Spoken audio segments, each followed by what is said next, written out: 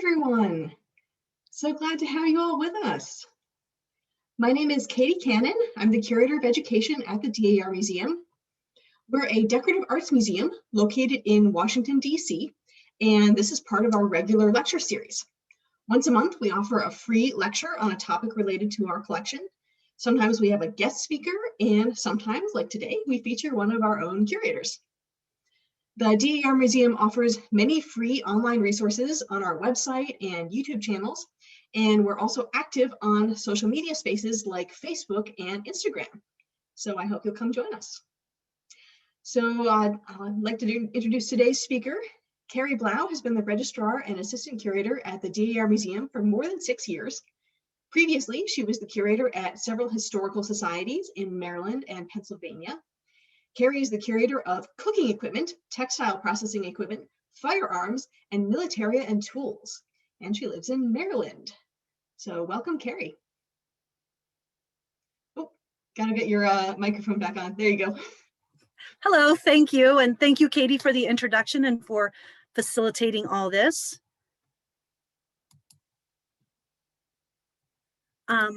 Katie, it says that my sharing screen option has been disabled. Beg your pardon, yes, let me fix that.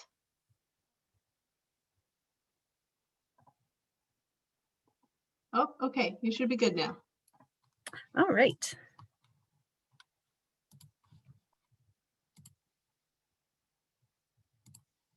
Okay, so welcome. Thank you so much for joining me. I'm always excited to talk about Redware because it's a topic I've studied on and off for many years. And I just have always thought it was interesting to talk about Redware, using it on the fire, because we often don't think of it that way. We think of it more as food serving tools. So first I wanted to go over a few basics about Redware. What is it? Ceramics that we call Redware are really earthenware made out of red clay. And red clay, which was abundant throughout the colonies, it gets its red color from the iron oxide in the clay. If the form was meant to use for food, to hold food, it had to be glazed with a hard substance that made the clay body non-porous. And in the 18th and 19th centuries, the common glazes were lead-based, and they did know about it by 1785, that it wasn't good for people, but it remained in use for nearly 100 more years. So now I want to look at some pieces of Redware. And I just want to say that unless otherwise noted, all the pieces that I'm showing you are from the collection of the DAR Museum. And we do have a really nice collection of some different Redware forms, which you can see I have examples of here. And not all of these items were used to cook on the fire, but these are all very common food processing tools and equipment. So let's talk about who made Redware. Well, of course, it was potters, and a lot of them came from Germanic areas of Europe, and they brought their pottery making skills with them. And as I mentioned, I've spent a lot of time researching southwestern Pennsylvania potters from Germany, so I tend to focus on them a lot. But there were a lot of other cultures that brought their pottery making skills with them to the Americas, and there were many other people in the colonies who made pottery, especially enslaved potters and enslaved apprentices. So the potters who came from the Germanic areas of Europe settled in places that made sense to them agriculturally and culturally. And potting was often a side gig that supported the main income from farming. And the skills used to make the ceramic products were very valuable because everybody needed these household domestic products as they were trying to set up new households and lifestyles in the colonies. So what did they make? And my next slide here shows a variety of different forms. And we can examine what they made based on the object's function and by who used it. And those are the two main ways I like to look at pottery. Potters made products for food storage. And you can see these three up here at the top. Those are jars used to hold flour, sugar, probably some dry ingredients, and they could be covered with a cloth or oilcloth and sealed nice and tightly.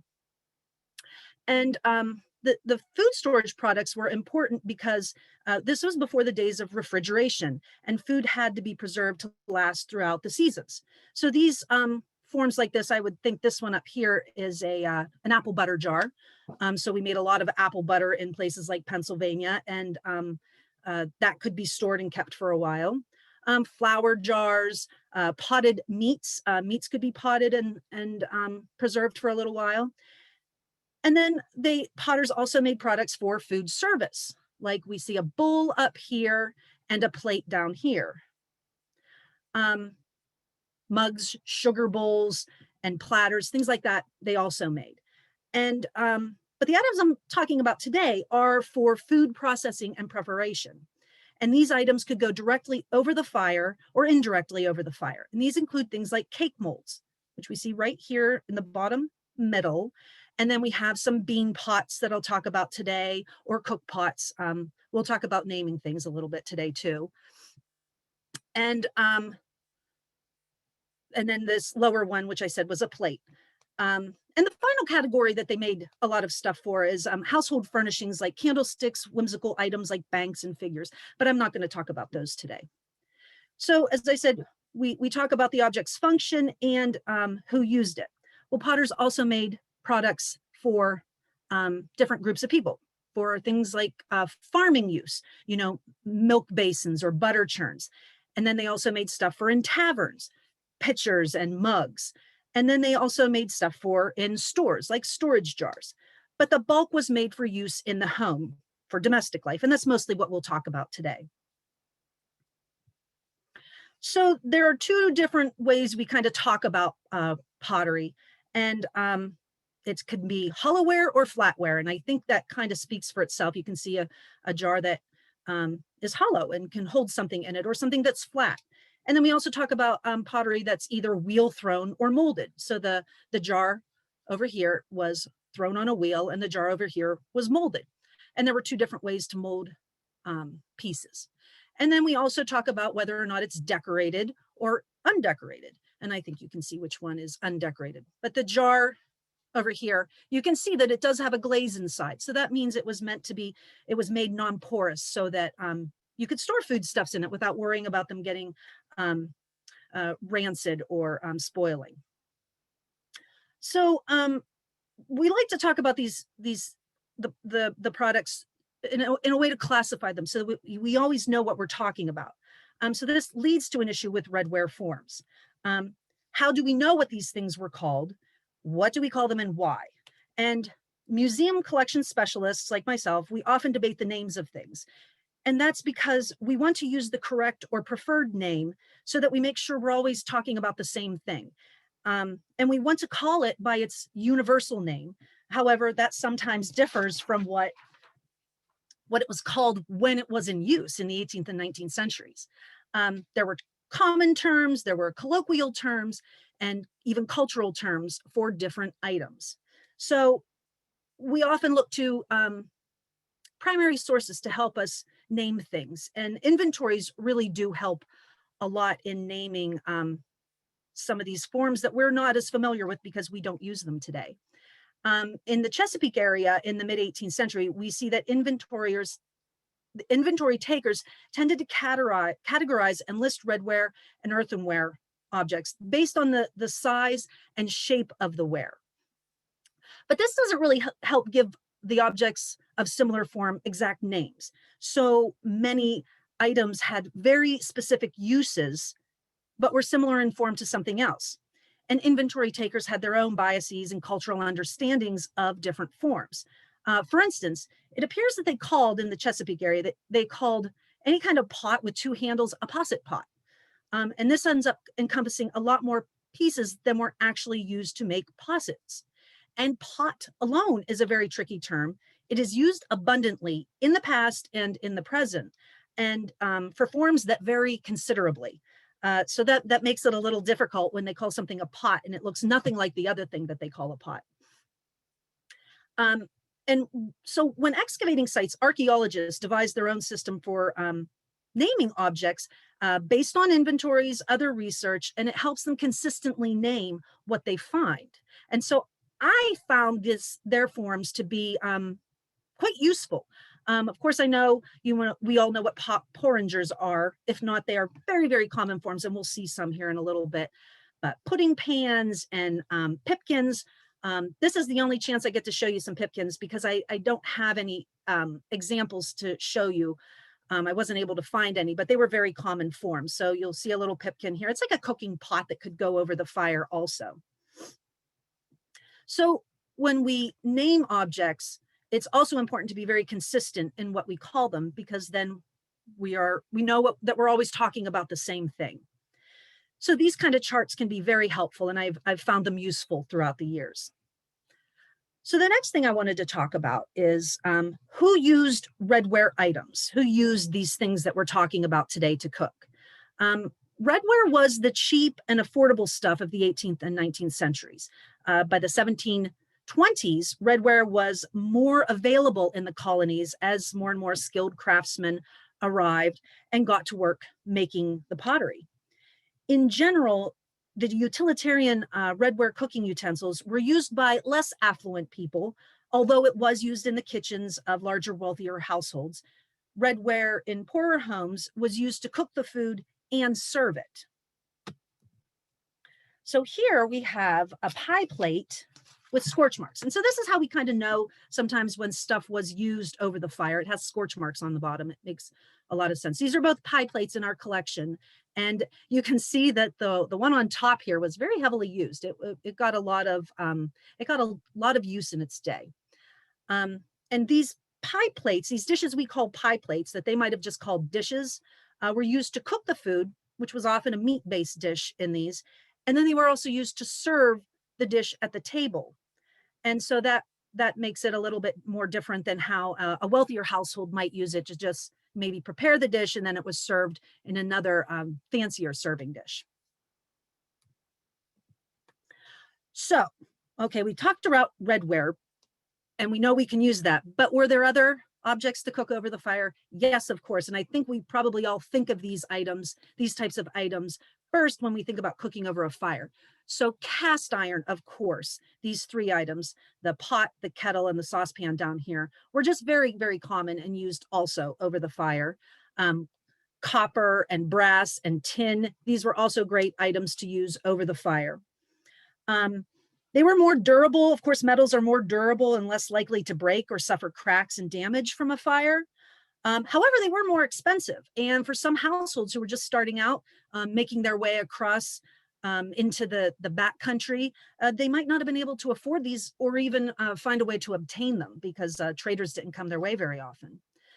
So the materials to make these pots, skillets, kettles, saucepans, they were more costly and it was a little more difficult to make. But even still, most households still had some kind of metal cookware, most likely a pot or a kettle or a saucepan too.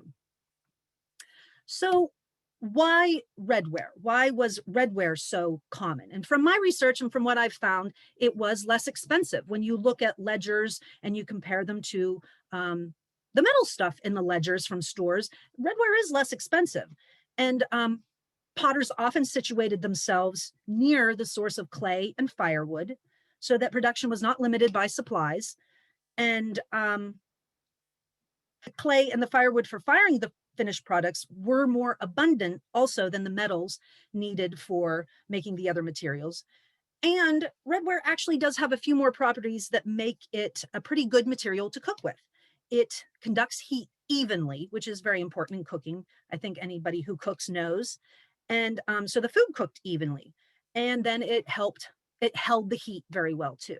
So that made it a nice product to use. And finally, I think one of the main characteristics that we can't forget when we talk about why people would use redware that seems so delicate, why they would use it so much, is the cultural value of redware. Like I said, when many potters came over here from England, from European countries, especially Germanic areas, they brought their cultural preferences with them. And they made products and forms that were familiar to them and ones that they were used to making and using. And they decorated their products based on their own cultural influences. And we can see this by examining wares that were produced in England and Europe, and then comparing them to wares produced in the colonies. So They all bear similarities in construction, form, and decoration. And as you can see from these English and European pots that I have on the slideshow. And then we also have this Dutch painting that's just a wonderful scene of domestic life. We can see a lot of redware, some kettles and all sorts of things in the foreground here. And that gives us a great indication that even in the 1650s, cooking with ceramics was not uncommon. And there's even a cat in the background I'd like to point out for all you cat lovers out there. Okay, so on to the heart of the topic today. What forms were used over the fire? I always like to show, when I'm talking about cooking, which I talk about often, Lewis Miller, he was fantastic, a fantastic illustrator of early American life in the early 1800s. He is from York County, Pennsylvania, born in 1796, carpenter by trade, but he kept a watercolor diary of daily life. He was well traveled. He traveled throughout the colonies, the US, and even he took a tour of Europe. But his sketching and recording of everyday activities really gives us a great understanding of daily life in the colonies in America. So it may be hard to imagine using this seemingly delicate redware over a fire, this stuff we see in antique stores and in museums. And not all, as I mentioned before, not all redware was meant to go over the fire, but a lot of pieces were. And so I want to talk about the different ways of preparing dishes, ways food could be cooked over a fire in the 18th and early 19th centuries. And I like to use Lewis Miller because he has shown us all the various ways to do that. One could cook directly over a fire by placing the cooking vessel directly on the flames, which you can see down here. She's cooking up some sausages. One could also cook indirectly by placing a vessel on coals, or putting a dish, hanging a pot over the fire, as we see up here, or putting one on a trivet and cooking over a fire that way. One could also build a fire in the oven. We can see her putting some bread in the oven and cooking or baking in the oven. And fires were built in these ovens, and then the coals were pulled out, and then the dish was placed inside. And so this is another form of indirect heat cooking, because the heat built up in the oven and then did the baking. And one of the most important rules to remember when cooking with earthenware was to warm it up first. And every experienced cook would have known to do that. She would have known not to take something that was cold and put it in a very hot oven. It needed to be warmed up a bit so that it didn't crack.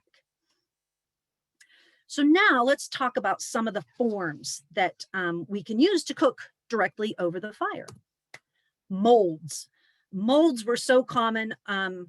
You'll see them in so many museum collections, and I just had dozens and dozens I could have showed you, but I just picked a few of the most common molds to show you. And these, it seemed, we find them in a lot of inventories and in descriptions and in collections. These were used for baking cakes or puddings. They made molds for large cakes, like you can see in the cake mold up here, in ring molds, or even small cakes, as we see down here. And this one is from Old Salem Museum and Gardens, or MESDA. But don't call them bundt pans. We hear bundt pans a lot, but bundt pans were invented in 1950 in Minnesota. And it's a proprietary name like Kleenex or Q-tips. So it's like a brand name. But these we just call molds because they molded some kind of food. But another type of mold was a patty pan mold, and it was used to bake puddings in. So it was also called a pudding mold. We see that also. These dishes could be put right into the oven or into a bake kettle and set up on stones. These patty pans had this sort of inverted cone shape. And we could set them either in the oven, as I mentioned before, or on a bake kettle. They would sit up on some stones to allow the air to circulate around them. And, coals were put on top to bake from the top, and it was sat on top of coals so that it would bake from all around. And then, the person cooking would turn it every so often so that it heated evenly on the sides. So as I mentioned, these are just a few of the molds. There are a lot of them out there, and they're all beautiful. They can be decorated, they're not decorated. It depends on the potter. So the next item we can talk about are bean pots or cook pots. These were very common also, and these are another item that had a few names that we we try to limit how many names. So we call them either a bean pot or a cook pot, sometimes just a pot, I've seen them called. And this form was used in Europe and brought over to America, as we saw in the painting and the European and English forms. And these were also placed directly over the fire. And you can see this one was really used. It's scorched on top, it's scorched on the bottom.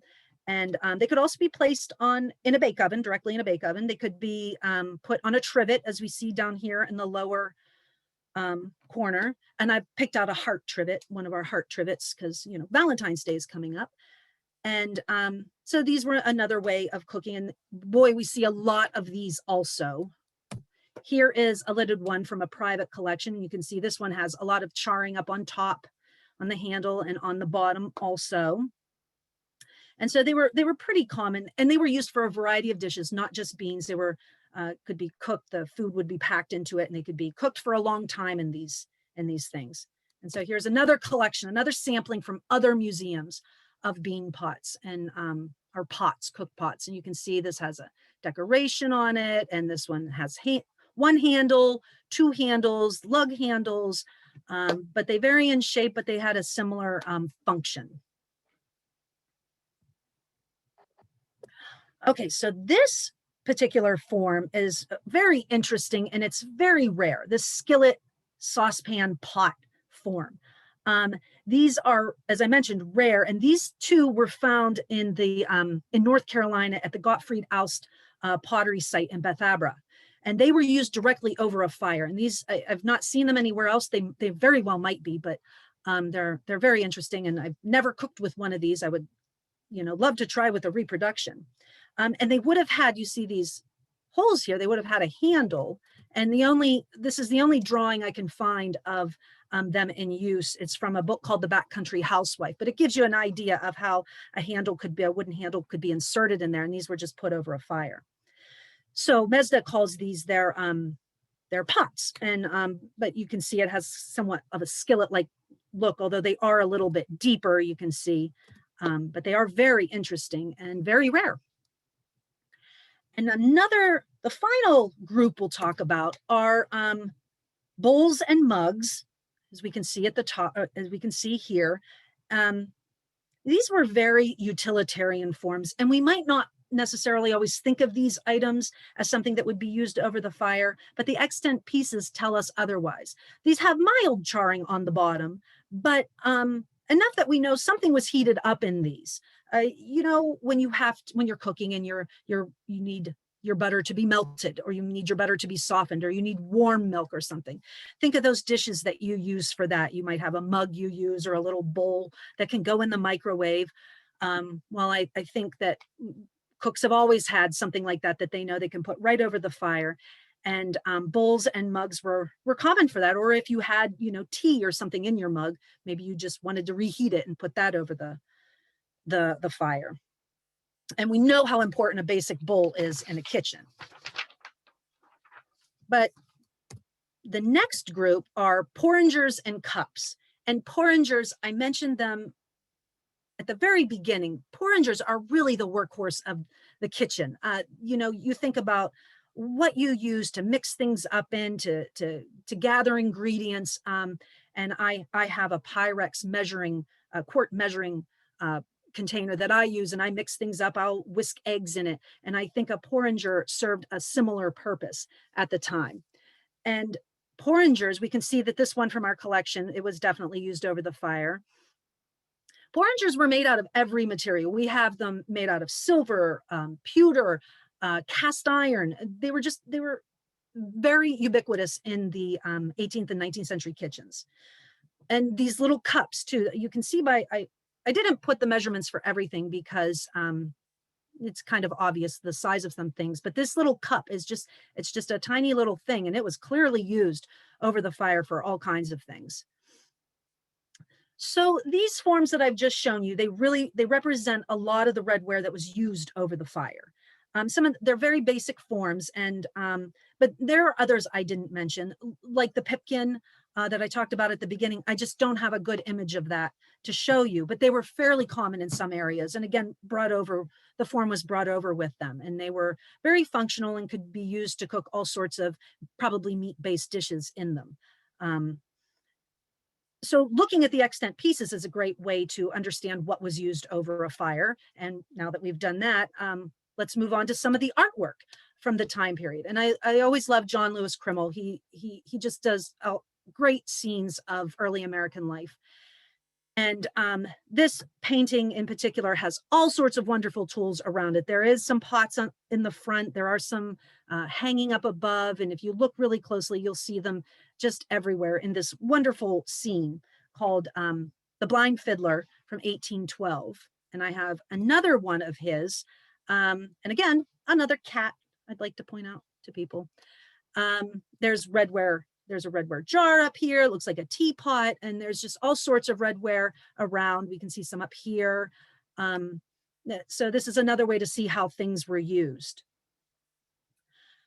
But I think one of the best ways to understand how vessels were used is to look at the receipts or the recipes from the time in which they were used. Often the authors tell us explicitly what dish to use for the recipe. So we have at our disposal to examine both printed or published cookbooks from the 18th and early 19th centuries, as well as a handwritten cookbook in our own collection that we'll talk about. So printed cookbooks of the 18th and 19th centuries, they can call for specific types of dishes to use. Some don't tell you at all what to use. They just say very vague language about what to cook with. Now, this first slide I have here is from Hannah Glass, and I think a lot of us have heard of Hannah Glass. She's pretty well known for the art of cookery, first published in 1747. And so this basic recipe, you see here, I outlined the terms. Beat it in an earthen oven, and then if you read through, she says you bake it an hour in a quick oven. So it was in this pan, and it went right into the oven. And then another recipe from her is to make gravy, and she calls for using a large earthen pan, which is filled with the ingredients, and then tied down with brown paper that was rubbed with butter, and then send it to the oven and let it be well baked. So those are some other ways we can see how recipes are used. Another published cookbook that we actually have a copy of in our collection at the museum is by N.M.K. Lee. And it's called The Cook's Own Book and Housekeeping Register. She was very detailed. This book was published in 1833 in Boston. And she specifically calls for the use of an assortment of earthenware vessels for cooking certain dishes. She instructs the use of earthenware in 45 of her recipes. 7 are specifically for baking. Another 7 were for baking in a fire. 1 is for stewing mushrooms over a fire, and 1 was for boiling over a fire. And the rest of the 45 recipes were for mixing and storing and drying ingredients. And in the end, she has an instruction on how to run a household, and she specifically recommends the use of earthenware as a cost-efficient cooking utensil. So here's a group of just a few recipes I pulled out in which she calls for earthen pans. We can see a jelly broth here with an earthen pan, or Lafayette gingerbread, which sounds delicious. You butter an earthen pan or a thick tin or iron one, and put the gingerbread in it and bake it. Calf's feet jelly, that calls for an earthen pan, and you boil it gently in the earthen pan. So probably one of those bowls that I'd showed you earlier. And then potted trout, which is a very interesting recipe to read through of cooking this potted trout. She recommends putting these ingredients, you cut the heads off first, so at least there's that, in a deep earthen jar with the backs downwards. and then you tie paper over the mouth of the jar again and bake it slowly for 8 hours. So like baked beans and those sorts of things in the bean jars, in the bean pots, they would go into an oven and you would let them there for 8 hours and then pull them out. And there's some more work to be done with this one, but the next one is baked beef, and it's put into an earthen pan and baked. So again, she clearly indicates that we're using earthen pans, and in the US, we had a lot of redware that was likely used. So as I mentioned, we also have a manuscript cookbook from our own collection. It's Miss Hannah Bloomfield's Receipt Book of Cookery. And it was probably written around 1786 by Hannah Bloomfield Giles. If you want to hear more about this manuscript, please check out our YouTube channel. We have all of our talks are on the YouTube channel. And I did a talk about her and her cookbook manuscript in 2019. So you could go there and watch it for more information on all about this cookbook. In this cookbook, she includes a few receipts that directly call for earthen or stone pots. And in some others, she calls for a patty pan. So this is the patty pan. I showed you that earlier. It was like for puddings, you know, a cone shape. And so, so one of these recipes is to make an apple pudding. And you cover the bottom of a deep dish with a puff paste, and then you bake it in a slack oven. So while she doesn't specifically call for an earthen pan, this was very likely an earthen pan that the cook would have known to use for this one. And then she has a recipe for her to make cheesecakes, not the cheesecakes we think of today, but these do sound delicious. And then she specifically calls for patty pans, half full. And then you bake them for a little more than a quarter of an hour, we'll bake them. And then up top we have, I had to include the two differently spelled currant jellies, currant jelly and currant jelly. They both sound good, but the one at the top calls for a stone pot. I have to move my thing. And then you put it in an iron pot. So it's kind of like a bain-marie, you know, where you're steaming it within another pot, and you boil it for 2 hours. And then the lower currant jelly calls for a stone jar, and you set it in a kettle of boiling water also. So these are some interesting recipes that she had in her receipt book. So those are some recipes that can be used to cook with earthenware or redware specifically over the fire. So we know it was well used, and in some parts of the country, redware was well used into the late 19th century. But it eventually did fall out of use. So let's talk a little bit about why it fell out of use. And like I said, it fell out of use faster in some places than others. In cities and larger towns, it was replaced more readily and more quickly. But places like the backcountry, they didn't see traders as often. And so it was still in use for much longer. Even I've seen some into the early 20th century. So when and why did people stop using redware on the fire? Well, it's not because of lead-based glazes that were used. As I mentioned earlier, there was a newspaper ad from Philadelphia from 1785 that warned of the dangers of using earthenware with leaded glazes. However, this lone advertisement could hardly have reached everyone in the colonies and in America to warn them of the dangers. And the motivation behind the ad seems to be to promote the virtues of stoneware in its stead. Stoneware. This is a much harder, more vitrified product.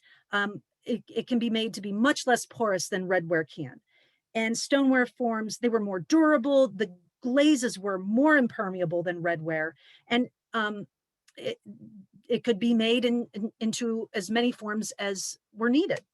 But it took a while for stoneware to supplant redware in communities, because a redware potter could not simply just switch from redware to stoneware. The production required a different clay, different glazing materials, and a much higher firing kiln. So the kilns couldn't just be converted to fire at the temperatures needed for stoneware. The redware ones they couldn't withstand the heat. And so stoneware became in direct competition with redware. And another factor that led to its demise were imported goods. Of course, America had started importing as much as they could when they could, and these had a large impact on the use of redware.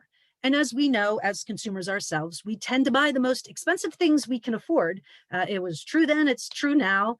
There's always a desire for goods other than redware, even when people were using it more commonly. And consumers wanted the highest quality, and redware was definitely not that. They knew there were better things coming out there. And using light colored wares was often more preferable. It was a status signifier. Um, and the redware was perfectly serviceable, but they still wanted a better product to replace it. How many of you have a perfectly good Dutch oven, but you covet one of those very pricey, high-end Le Creuset Dutch ovens? I know I do. But it did take longer to get these imported goods into the frontier parts of the country. So they were definitely more fragile, and which made travel a little bit more difficult. And the cost was always a factor. They were going to cost more. And until the cost of imported European goods went down, then the average household was going to continue using redware. It was what they knew. It was what they had access to. Another factor that led to the decline of redware was the mechanization of life and industrialization in the country. Even domestic ceramics could be made with machines more cheaply, more quickly. Machines could produce the forms consistently and with higher yields. So that was another factor. But the final nail in the coffin for redware was the invention of the stove range. And folks, I'm going to tell you, when I was looking for a great example of a stove, I found this one, and it's for sheet music for the Peerless Polka. And I'm telling you, if I can get a cat in, I'm going to put a cat in the slideshow. And if I can talk about polka, well, then I'm thrilled, because I love polka. So I digress. But the redware couldn't withstand the intense heat that these stoves provided. And so you really needed the metal, the cast iron on them. And so really the stove range really did signal the end of redware's function as a food preparation tool. So all of these factors led to the decline in the use of redware cooking tools. They hung on, as I mentioned, in farther to reach outlying areas for slightly longer than the rest of the country. But I mean, it was still perfectly good to use the storage jars in some rural areas, the apple butter jars in some rural areas. But it served the country for a long time as a significant part of the country, or of the economy. It gave potters an income. It provided wares to a large portion of the middling class population. So I like to think, in conclusion, I'm wrapping this up. I like to think about how these previously ubiquitous forms compare to what we use today and how we cook. Redware was kind of disposable. I wouldn't call it like, paper plates or something like that, but it was a little more disposable. And so what do we use in the kitchen today that's kind of like that? And of course, because of the nature of my work, I'm always thinking about what we call things and why. Think about it. Do you have terms for things that might not make sense in 100 years? How about how we use the word Tupperware? And I know I might be showing my age by saying that, but anything that's plastic that I store stuff in, I call Tupperware. I grew up calling the metal pan that you bake with that has a little lip on it, I grew up calling that a jelly roll pan. And I married a chef, and then he started talking about this sheet tray. And I said, well, what are you talking about? And I realized, oh, he means a jelly roll pan. So these colloquial terms make sense to us now, but will they in years to come? So think about that when you're cooking. And also today, we don't want single-use items, like who has space and time to get all of these gadgets? We want something that's multifunctional. So what is the comparable porringer, as we see up here? I think of that as just a really workhorse in the kitchen. I think the comparable item is something that's microwavable, safe, and dishwasher safe. And do we still want to replace forms that we have that work mostly just fine? with the high-end products like the Neil Henry casserole dishes or the Le Creuset products.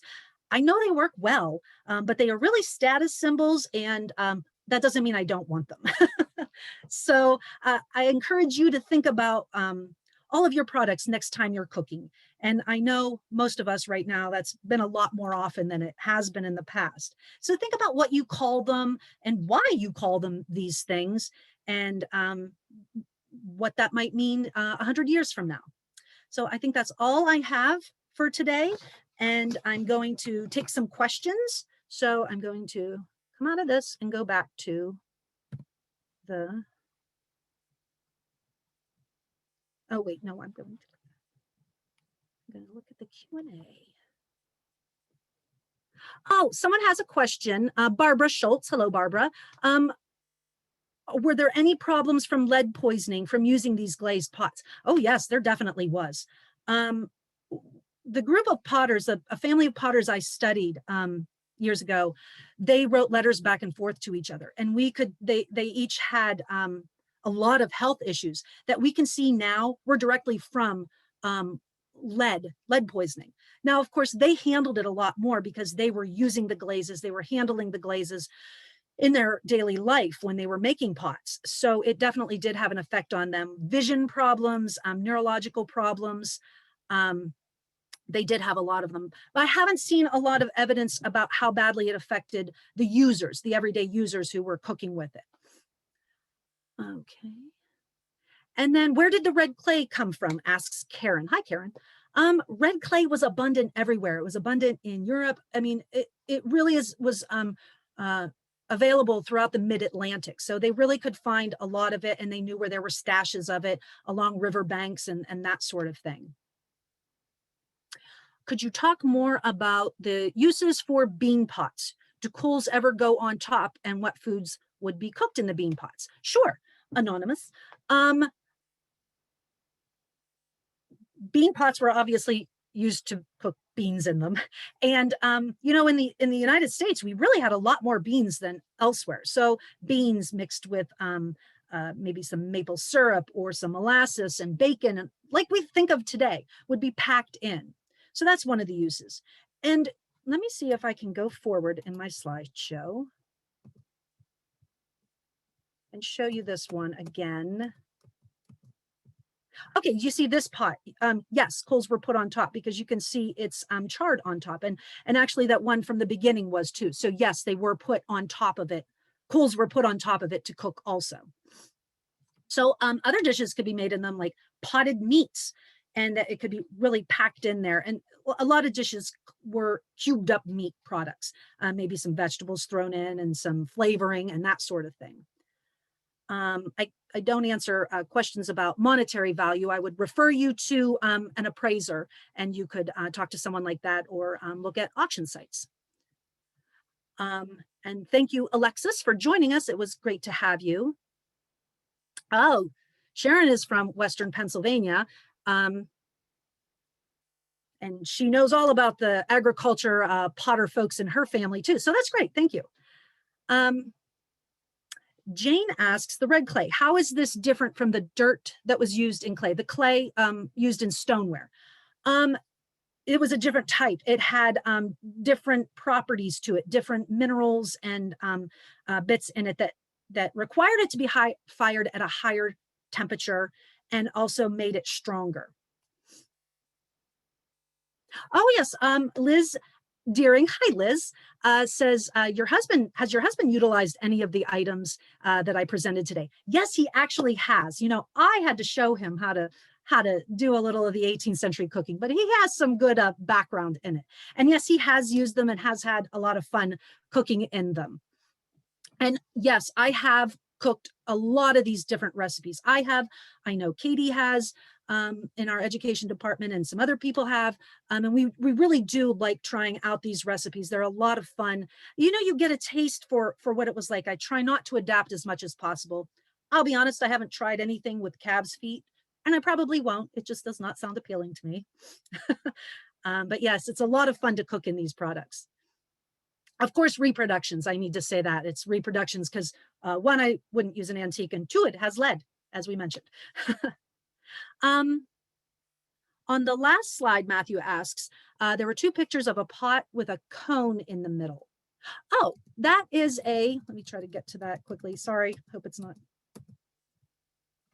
I think you mean the one up here and the one down here. Those are ring molds. We could call them molds or ring molds, but they make like a round cake with a hole in the middle. Oh, I'm glad that other cats enjoyed this talk today too. Thank you, Elizabeth. Could I show the slide of the stoneware again? Christina asks. There we go. There we go. I'll leave it there for a bit. And then Dana asks, what was the difference between English and German redware? Well, I mean, their forms were slightly different. They have some different cultural preferences and ways of decorating. So, you know, just different decorations, slightly different forms. And I can't elaborate too much on lead poisoning because I don't know the exact details from this ancestor. But you can look up and see what are the symptoms of lead poisoning. And like I said, with the potters I studied, they had eye problems, they had neurological problems, and those were just some of them. And Candace asks, do we have a source for early American reproduction cooking implements for those interested in trying this out on a hearth? I think we do, and I'll talk to Katie about maybe putting it with the YouTube video or something like that. And then Eli asks, how was stoneware introduced? Hi, Eli. It was introduced just the way that, you know, redware was in larger cities where they could get the correct clay, the right clay that they needed, and have the sources of fuel for the kilns. They were able to make it more abundantly there. Oh, someone asks, can I show the slide after this one? Yes, so Delft was an imported good that was highly desired in the United States and in the colonies. And these are all some imported goods examples that are in our collection at the DAR Museum. And a lot of these are available in our online database to research even more. It's collections.dar.org. Oops. Well, I put the polka back up. Okay. Oh, can you? No, someone asks, Matthew asks, can you put redware and stoneware on the stove top, on the burners? Like our modern stoves, no, I wouldn't recommend it. I think it would damage them, and intensely heating them can sometimes make ceramics do bad things. So don't do that. It could be very dangerous.